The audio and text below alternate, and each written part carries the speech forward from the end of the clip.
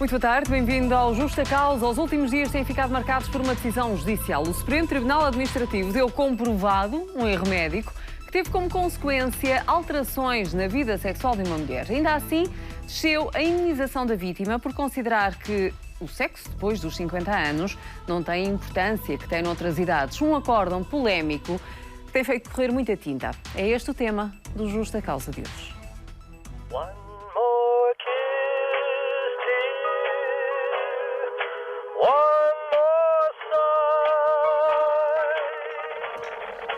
Há 82 anos, ainda se levava uma vida sexual normal.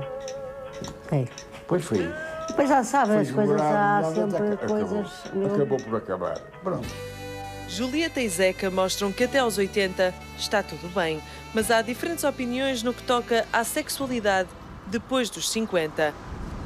Aqui na maternidade Alfredo da Costa, uma paciente com 50 anos, mãe de 2 filhos e empregada doméstica, foi operada a um problema ginecológico trivial, mas depois da operação ficou com uma incapacidade permanente de 73% devido a uma lesão no nervo pudendo. A decisão da primeira instância confirmava que a senhora pode ter relações sexuais, mas com muita dificuldade, e que a operação também terá deixado com dificuldades em andar e em sentar-se, para além de um problema de incontinência urinária e fecal. Por tudo isto, os juízes do Tribunal Administrativo do Círculo de Lisboa fixaram em 2013 uma indemnização de 172 mil euros, mas esse valor foi agora reduzido pelo Supremo Tribunal Administrativo. De 172 mil euros passou para 111 mil. Um dos argumentos invocados pelos juízes para esta redução de 61 mil euros é a idade da paciente, na altura 50 anos. Uma idade em que a sexualidade não tem a importância que assume em idades mais jovens. Importância essa que vai diminuindo à medida que a idade avança. Uma conclusão polémica dos 3 juízes do Supremo, todos com mais de 55 anos.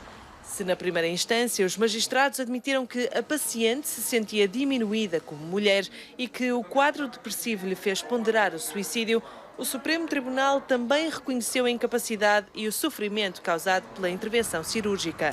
No entanto, considerou que a operação apenas agravou as dores insuportáveis e os sintomas depressivos que a paciente já tinha e, por isso, baixou a compensação monetária em 61 mil euros. Uma decisão que, por ser de um tribunal superior, não permite muitas hipóteses de recurso. E o advogado da vítima já avisou que vai apresentar recurso. O Estado também tem que ser condenado a indenizar esta senhora pelo tempo que teve à espera, porque isto é um drama tremendo. Não basta só a dor física, psicológica, é depois a ansiedade. Não se compreende nem é aceitável. E, portanto, nós queremos que o Tribunal Europeu dos Direitos do Homem aprecie a decisão e os fundamentos que lá são invocados.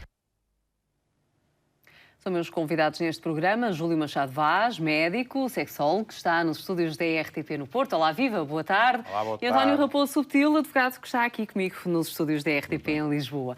Júlio Machado Vaz, vou começar por si e pergunto-lhe se há mesmo algum fundamento clínico para esta expressão que é aqui trazida à colação por estes 3 juízes, todos com mais de 50 anos. Fico-lhe grato, porque eu queria pronunciar-me exclusivamente sobre essa frase, sobre essa expressão. Nem é uma questão de haver fundamento clínico, é exatamente o contrário. A palavra clínico não tem nada a ver com isso. A questão de dizermos que alguém aos 50 anos, e devo-lhe dizer que meter os 2 filhos na mesma frase não me agrada muito, digamos assim, porque parece sugerir uma ligação com um processo procriativo terminado. Mas, enfim, dizer que uma pessoa aos 50 anos, neste caso uma mulher, podia ser um homem, embora de vez em quando nós nos deparemos com diferenças de tratamento, dizer que essa pessoa, por definição, porque isso está em causa, é uma generalização, por definição, a sua vida sexual é menos importante para ela do que era há 10, 20 anos atrás, e decretar que essa vida sexual, em termos abstratos, em todos nós, tem um declínio inexorável com a idade, é rotundamente falso.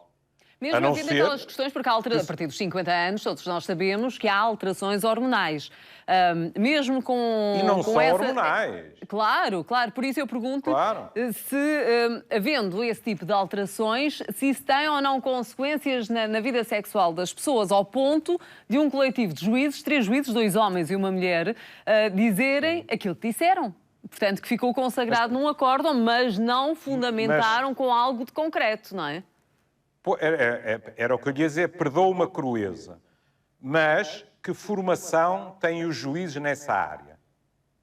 É evidente que se me perguntar se algum desses juízes, eventualmente na pastelaria da esquina, conversarem, ou nas suas próprias casas estiverem a conversar com outros amigos, eu tenho as maiores dúvidas que este tipo de preconceito apareça na conversa. Agora, se há dúvidas, então fala-se com especialistas.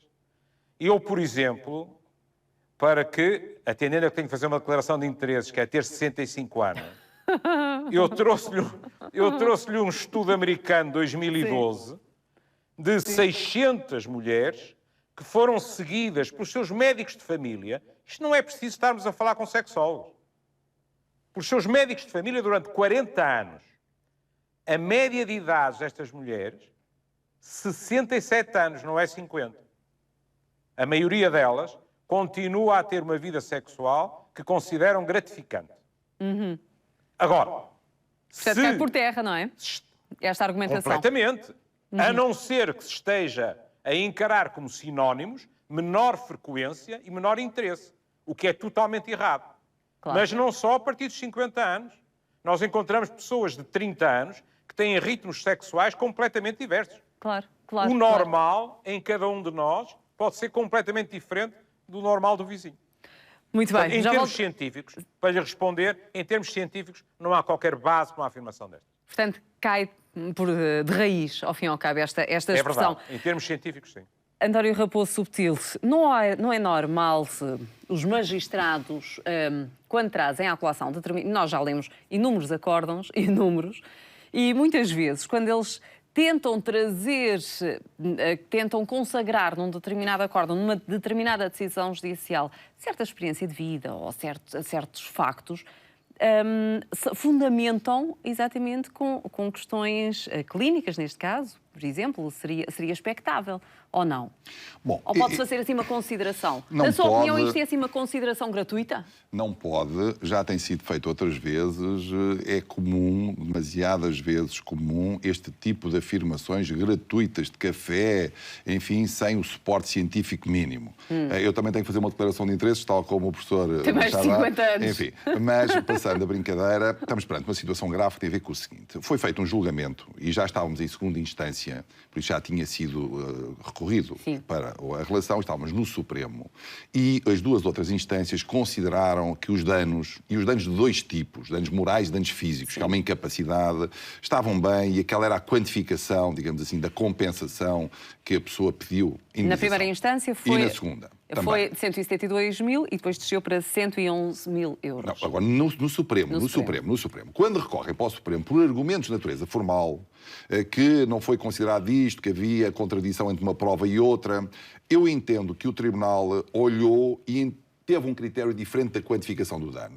Isto realmente é muito. Bom, e se calhar nós, isoladamente, consideramos que o dano-morte tem sido quantificado à volta de 100 mil euros, este dano hoje, atualizado, significa quase 200 mil. Sim, mas também euros. sabemos do caso de um empresário que ficou impotente por causa de um cancro que ao fim e ao cabo pensavam que tinha, mas afinal não teve, e teve que ser submetido a uma cirurgia. Uma cirurgia acabou por ficar impotente e teve 200 e tal mil euros. Danos físicos, ou seja... Danos físicos. Não é danos físicos, ela tem ficou 2 com componentes. incontinência urinária e fecal. Isto é o danos morais. O que está aqui, na componente que foi reduzida, foram as 2 componentes reduzidas, a dos danos físicos e a dos danos morais. Na componente dos danos morais é um facto que esta consideração existe. Existe que tipo de consideração?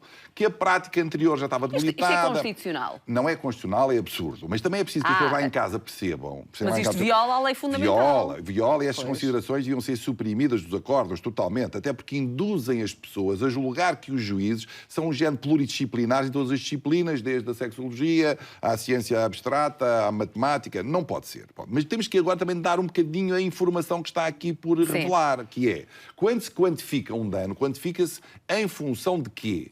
De um histórico e de uma circunstância. E aquilo que este tribunal levou a considerar foi o seguinte: a senhora já tinha um problema e agravou o problema. A senhora já não fazia isto e continuava a não fazer, mas de uma forma mais difícil. E isto e aquilo. E depois entrou nas considerações: a senhora neste momento não precisa de empregada doméstica porque só tem que cuidar do marido, já não tem que cuidar dos filhos, são grandes. E também já não estava habituada, estou eu aqui a exagerar um pouco para que as pessoas pensem, habituada a tanto sexo, por isso a partir dos 50 já não é preciso tanto. Se isto é do foro íntimo. Não, mas a grande questão que está aqui é que na tabela de indemnizações, as considerações, e note que nós já tivemos muito pior no passado, muito pior, as considerações... Sim, mas estamos em pleno século XXI. Certo, mas em pleno século XXI estamos a tratar de uma indemnização que eu julgo que é mérito muito da forma do processo e do advogado da vítima, porque veja que o processo é interposto em 2000 e os factos são de 95 e em 2014 estamos a discutir o tema e em 2000... António, mas também porque não se tinha estabelecido qualquer nexo de causalidade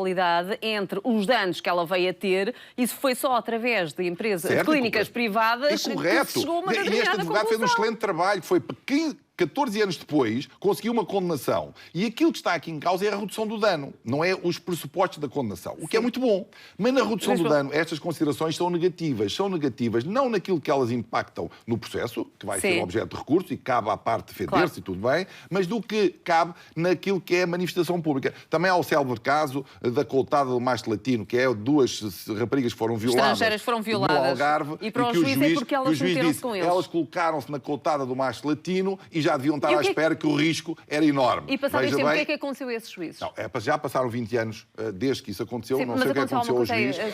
Sei que a evolução tem sido positiva e aparecem menos vezes casos destes nos acórdãos, o que é bom, e nós devemos censurar para que não apareçam vez nenhuma. Isso é um facto. Júlio Machado Vaz, também devo dizer que tentei falar com o Conselho Superior da Magistratura, que diz que, sendo este um processo que está no Supremo Tribunal Administrativo, portanto, não tem que se pronunciar, e tentei falar com os juízes conselheiros que assinaram este acórdão e até ao momento não foi possível recolher alguns dados relativamente ao modus operandi, o que é que os levou a tecer tais considerações. E Júlio Machado Vaz, entrando em alguns aspectos também que aqui o António Raposo Subtil trouxe a debate, nomeadamente o facto de, primeiro, a mulher ficou sem vida sexual, depois com a incontinência urinária e fecal por causa do tal erro médico que é admitido pelos dois tribunais, não é? Os dois tribunais admitem que há erro. E depois dizer que não precisa de empregada a tempo inteiro, até porque os filhos são grandes e só têm a cuidar do marido. Como é que... Como é que um homem médico como você, com mais de 60 anos, olha para estas considerações? Não era preciso repetir isso, sabe? Não era preciso repetir isso. Eu não digo a minha idade, aqui no meio disto tudo. Estou a passar em Mas aí, se me permite, está a falar mais com o psiquiatra do que com o sexólogo. Muito bem. Então agora o psiquiatra, que diga-se a sua palavra. Aí estamos mais numa questão de género do que numa questão de sexologia pura e dura. Sim. Porque quando se diz os filhos estão grandes, ou cresceram, ainda bem, e portanto agora só tem que tomar conta do marido... Isto é de um machismo enorme. Isto é uma concepção sexista funcional. Ou seja, qual é a função que estamos a apreciar? É ela tomar conta do marido. Ela agora gasta menos 3 ou 4 horas. Eu não me quero meter nas tabelas, não sei nada disso. Agora, a formulação é profundamente infeliz. Claro.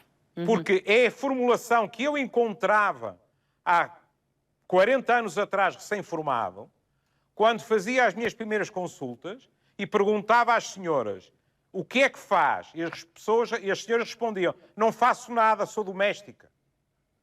Pois, e as domésticas trabalham. Todos nós sabemos que as mulheres que trabalham fora de casa acumulam 2 profissões.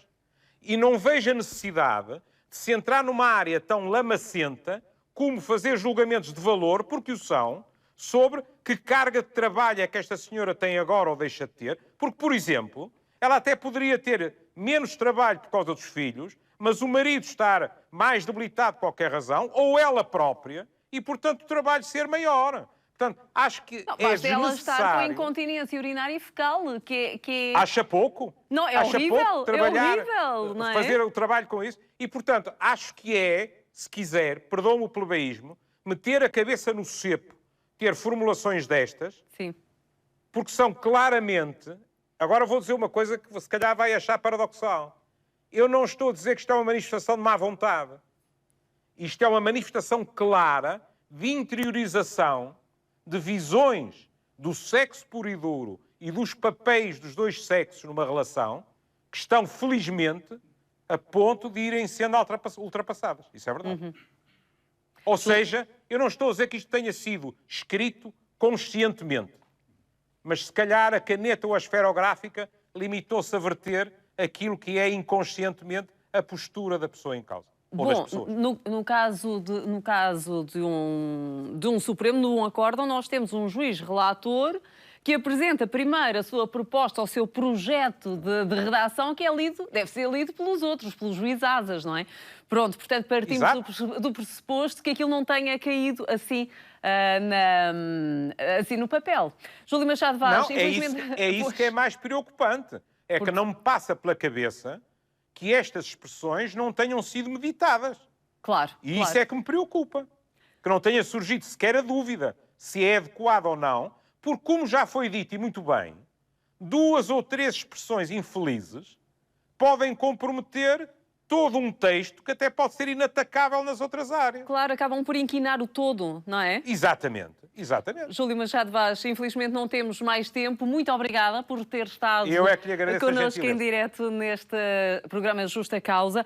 António Raposo Subtil, já voltaremos a falar muito rapidamente, também porque eu quero um esclarecimento seu em relação a outra matéria que considero de extrema relevância. É que Portugal foi condenado pelo Tribunal dos Direitos do Homem por ter penhorado uma empresária sem fundamento. Ou seja, a mulher empresária têxtil tinha sido absolvida por dívidas ao Fisco e à Segurança Social, mas mesmo assim foi alvo de penhora pelas finanças de Almada. O processo tem já 14 anos. Envolvia a falência de uma empresa de confecções do pai dessa empresária, que devia quase 90 mil euros ao Fisco e à Segurança Social.